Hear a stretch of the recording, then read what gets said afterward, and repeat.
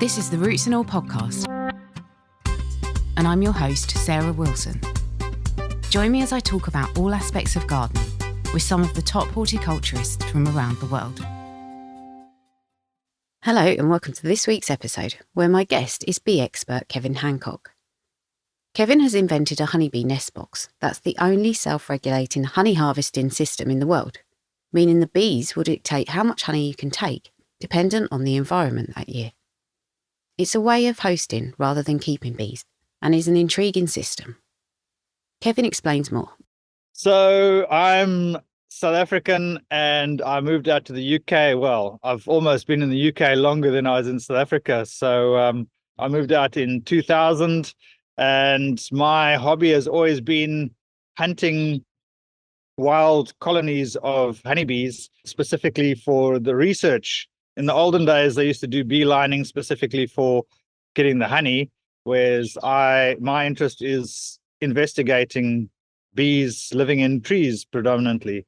And then from that, I've then developed the Eco Beehive, which is effectively a tree stump that you can have in your garden, where you can have bees just naturally move in, and these will be feral or wild local bees that'll just move in.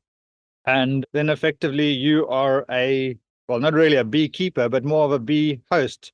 It's like having a bird box for honeybees in your garden. So that's my hobby and my background, really. Yeah, I mean, you sent me your book, which is really interesting. I'm going to put my position out there. I've always been anti-beekeeping for two reasons, really. One is that I don't think that the traditional methods, are particularly kind to the bees. And the other reason is if swarms are kind of bred to then be sold or passed on, my concerns are about the resources for native bees and, bumblebees and things, and whether they get out competed. Admittedly, I've interviewed people about bees on the podcast before, and I'm certainly no expert, but reading your book did give me a little bit of a shift of opinion. Yeah, absolutely. And it's a very emotive topic as well, because beekeepers are generally very passionate about beekeeping. But a lot of them, especially in the last, I'd say, 10 years, because there's a lot more information out there, are becoming slightly disenfranchised by the old conventional ways of beekeeping. And beekeeping as a tool for generating honey that was invented by the Victorians is a fantastic farming machine for producing huge amounts of honey.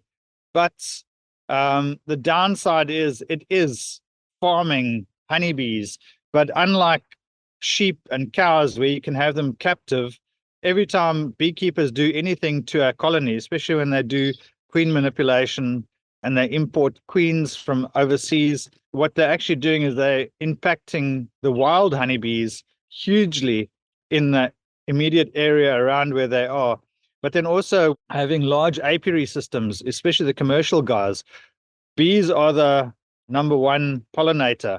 And if you've got an unnatural environment where you've got apiaries, in other words, lots of colonies all tightly packed together, they then suppress all your other pollinators.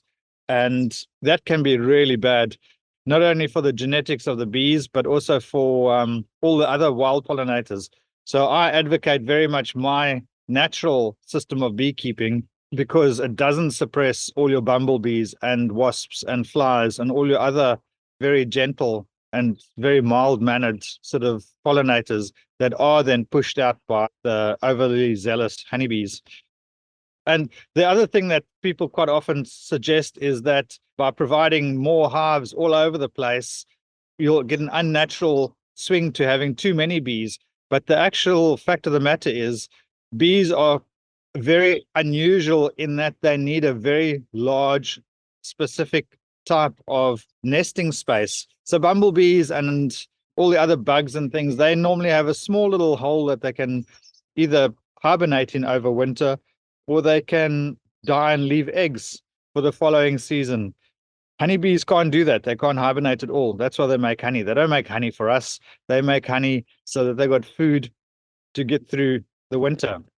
Yeah, and as you say in your book, the first thing people say to you is, "Oh, how's your honey? How much honey do you get?" And interestingly, you didn't come at it from that route, did you? No, absolutely.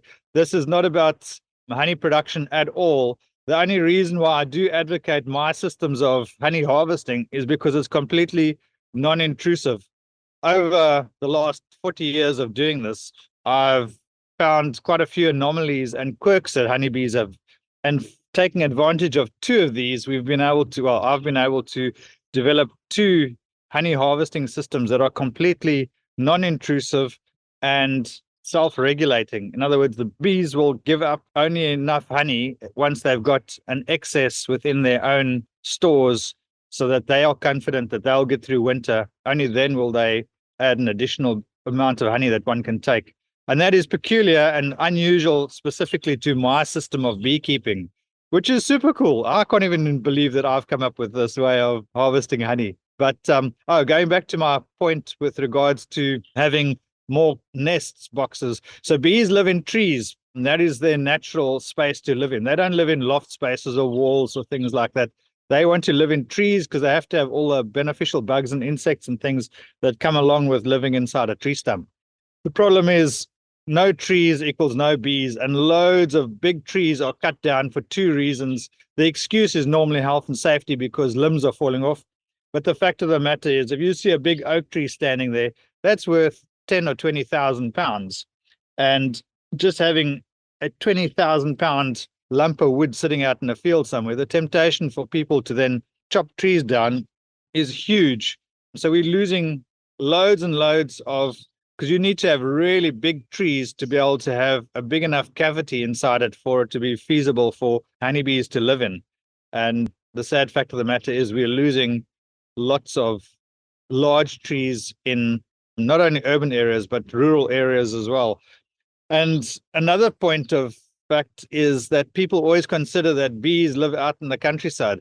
But from my experience, the most successful and healthiest bees are actually the ones not in rural areas, but in urban areas, because in urban areas, there's less pesticides and herbicides. And there's lots of flowers because lots of people have gardens with lots of flowers and verges and things. So actually, to have these hives in town is hugely popular and very beneficial for the bees. You spoke then about the cavity where the bees are. And one of the things that struck me when I was reading your book was you talked about how a change in cavity size can affect the bees' survival over winter. And I know overwinter survival is an issue for a lot of traditional beekeepers, and it's something that kind of crops up. So what have you found around that point?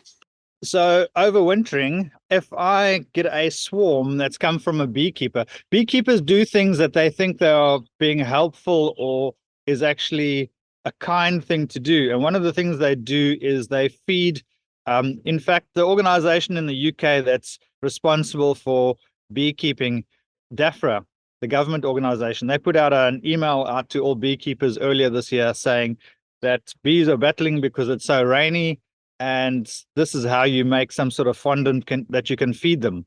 This all sounds very nice and pleasant. However, the fact of the matter is, as soon as those bees swarm and they move into a nest, they will normally do really well through summer, but they won't store enough honey through winter because now they're expecting to be fed, and they actually die off then. If you get a swarm that moves in and dies, the chances are they're probably a feral colony that's escaped, opposed to a wild colony that's been out and about for a couple of years and is not expecting to be fed. But nest size is quite critical. So my nests are about 46 to 50 liters inside. That's the internal volume. And trees don't change shape. And it's very important that that internal volume doesn't change shape, or volume at least, or not radically at any rate, because the key reason why conventional beekeeping with boxes and frames works so well, for making honey, that is you effectively shock the colony by changing the internal volume, and you put the hive into a state of life and death because they have to fill a higher space inside a cavity, because that's where they'll be expecting to overwinter because warm air rises. So beekeepers say, oh, I'm giving them more space because they need the space. But the fact of the matter is trees don't change shape and bees don't actually need the extra space. It is purely what the Victorians discovered was the key to being able to make lots of honey is by stressing the bees. But then this stressing them all the time also then creates vulnerability in that because they're stressed, they then become sickly and they become vulnerable to pests and things like varroa mite. So internal volume is very important, especially if you have a nest. So ideally you don't want the nest to change volume. So people can convert or change from sort of like top bar hives and warre hives over to a more natural system of beekeeping. However, if you're using frames, to convert that into a more natural system of beekeeping is quite difficult. You can take the queen excluder out and just use it as one big open space, but the shape is not particularly ideal because trees generally don't have a big square hole inside them. They normally have a long, tall cavity inside them. So yes, a conventional framed box hive can be converted into a more natural way of beekeeping. However, they're not ideal. The more ideal is the top bar hive and the warre hive style. So in an ideal world, everybody listening who's interested in beekeeping will go out and get one of your hives. If they did that, where do they get the bees from? So my hive is a self-populating system. Quite often what happens if you have one of these hives in your garden, you'll have a swarm turn up, and then what you can do is either yourself or you can get a beekeeper and they can move the swarm into the hive. But normally what will happen is if you set it up, bees will just move in on their own. And the way that works is the hive comes with a wood chip mulch that goes in the bottom, a bio bed that goes in the bottom. And this contains three specific, this is actually the hardest thing to actually get right, is the box is easy enough to make, and the lure, that's the secret recipe, but that's easy enough to make. But the bio bed that goes in the bottom, that's got three specific mycelium mushrooms that live in the wood chip. And to get them to all live together and in one space, so the mycelium in the bottom gives it a specific smell. The wood is a Lithuanian pine, so that gives it a very specific smell. And then the lure then also attracts the bees in. So effectively, all you do is you buy the thing, you put it in the garden. It's very easy to set up. You just basically put the four legs on, set it up in the garden somewhere, spray on the lure once a week, bees move in, and then job done. You just leave it and you've got wild bees living in a box or effectively a tree in your garden. But like I say, if there's a swarm, and the nice thing about if you have a swarm in the garden is conventionally a beekeeper will take the swarm and then put them in a box and then take the box and then get them to migrate from the box into the hive. With mine, I just take the whole stick that they might be sitting on, and I take the whole stick with the bees without dislodging them too much. I just cut the stick off and put the whole stick, bees and all, into the hive and put the roof on. They will then build comb and things around the stick inside the hive, as would naturally be anyway. Then people ask, so how long does this process take? And I'll say on average, it takes 2 weeks to 2 years. You need at least 2 or 3 summers in worst case scenario, but pretty much anywhere in the UK, 2 weeks to 2 years, and you'll have bees just move in naturally. Ah, that was going to be my next question. Basically, you just need to be a bit patient as well, possibly. Yeah, absolutely. For me, this time of the year is the best time of the year ever because this, for me, is the most exciting time of the year.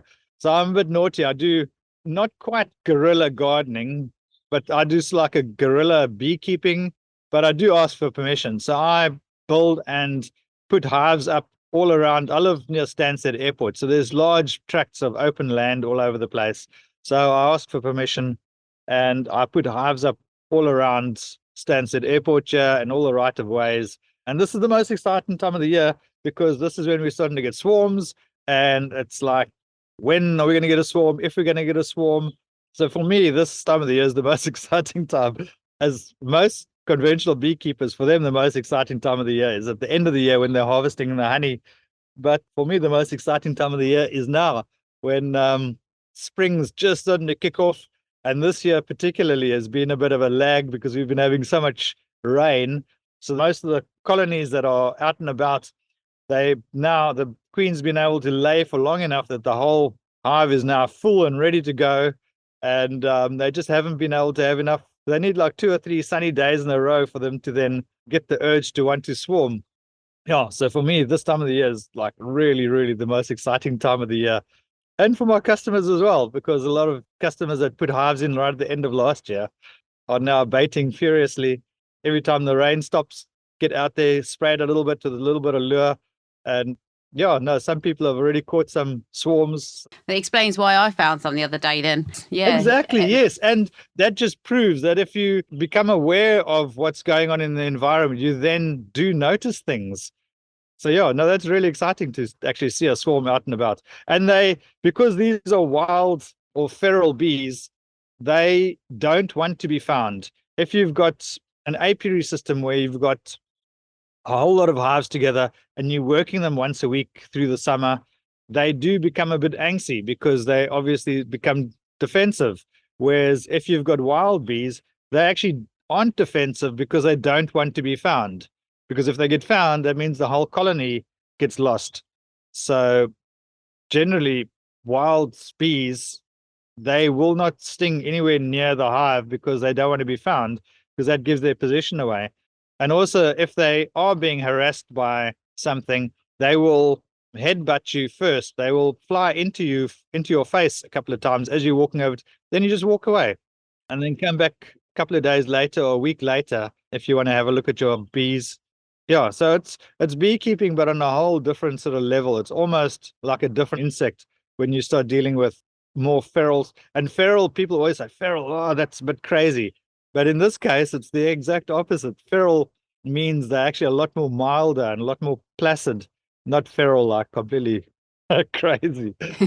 And that's another thing that I gleaned from your book, was that you're a big advocate for bees and you love bees and you have spent so much time observing them that I think probably you've noticed things that other people don't pick up on.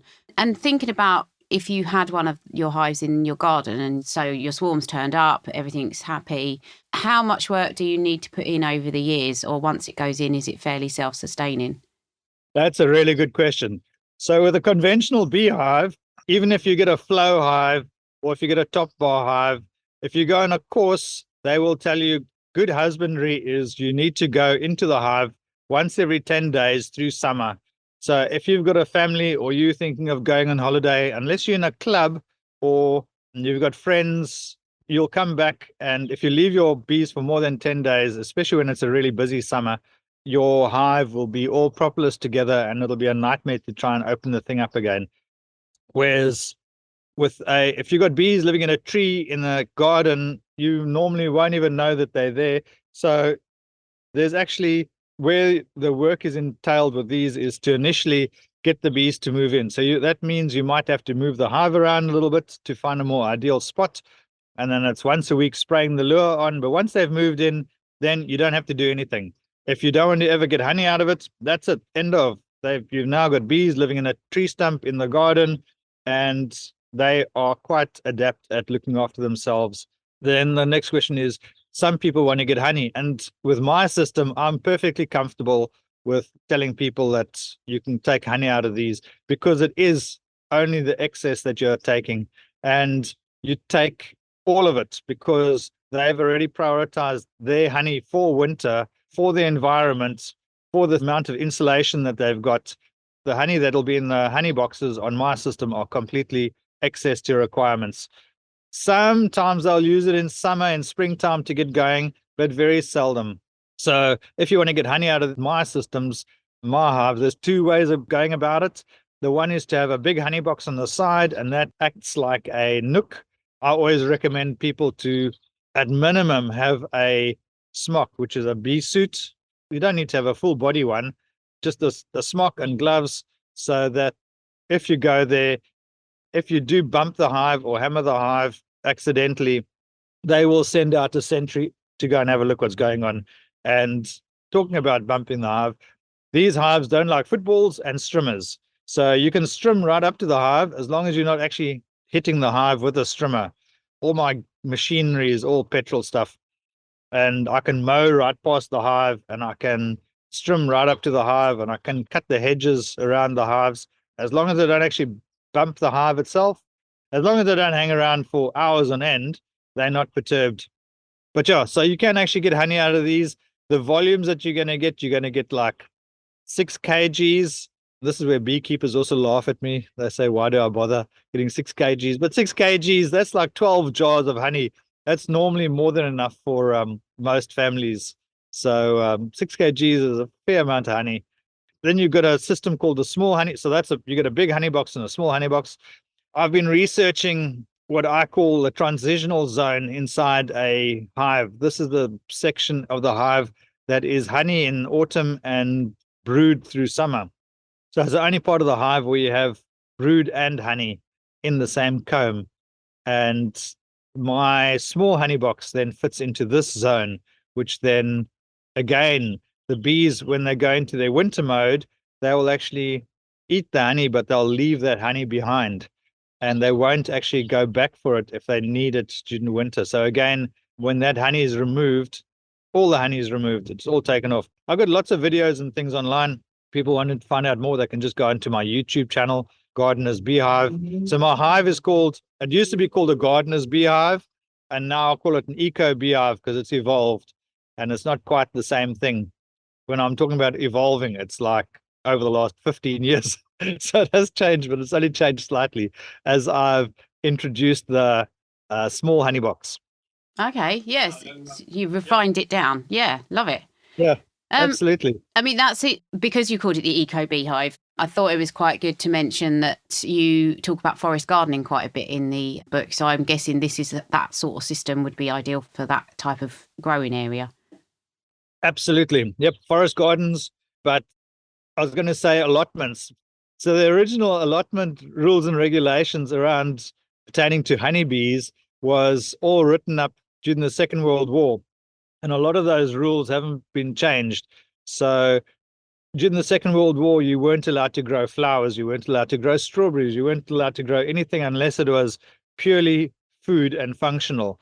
Things have moved on, but the rules regarding beehives in allotments haven't.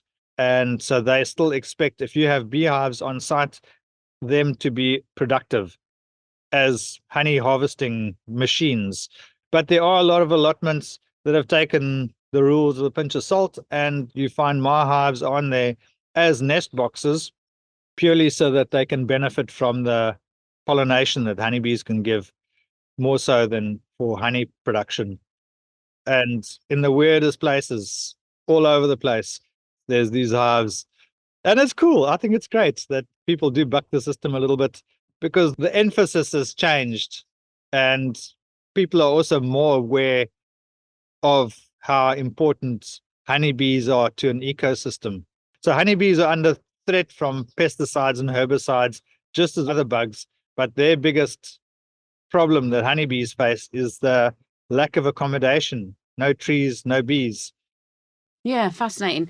So, Kevin, I've come to the end of my conventional questions, and thank you so much. You've been fantastic, and I like speaking to people who do things a bit differently, which you do. I have got a question, and it is a purely personal one. However, I think it's quite relevant because a lot of people listening will have polytunnels and greenhouses and that kind of thing. And one of the things that really upsets us where I work is that we can't get the bees to go out because they're following, presumably, the line of the sun, and they get trapped in one corner and there's no way out for them. Is there anything we can do to kind of get them to just make that? Because it made me think of it when you said a bee won't move 2.5 inches down to get to the honey; it'd rather starve to death. And it's the same principle, I suppose, in the polytunnel. It won't just walk down a couple of feet to go out the opening. It will just repeatedly bash into the corner. Yeah. Is there anything we can do? You can only have holes where they're trying to get out. That's the only way that you'll let them get out. So if you have vents and things higher up, then they will be able to escape out. Otherwise, they will just keep trying to go up. Is it that they're going to the kind of highest point? Yeah, they normally try and go to the highest point or wherever the sun is. They try and get out that way. Bees' eyesight is actually terrible.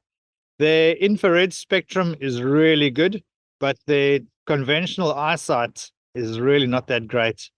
They can see predominantly purples and blues. So you'll find complex flowers are generally blues, like lavender. Lavender is blue because it's a complex flower, because there's lots of little flowers and it doesn't give off a very good infrared signature. So then it's blue.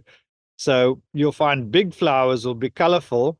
Things like roses will be big flowers and they'll be red, and they'll still attract bees because the infrared signature bees can see. But when you have smaller complex flowers, then they're normally blue. So you'll find a lot of your smaller flowers are blue and your bigger flowers are colorful. And then normally all your white flowers are for moths. But with that said, apple flowers are predominantly white with a little bit of pink or red in them. And yet they still very heavily rely on honeybees to pollinate them. So you get good apple and pear crops. Thank you very much to Kevin, and thank you as well for listening. If you like this interview, I recommend checking out episode 256, Urban Bees, with Mark Patterson, released on the 23rd of September 2023.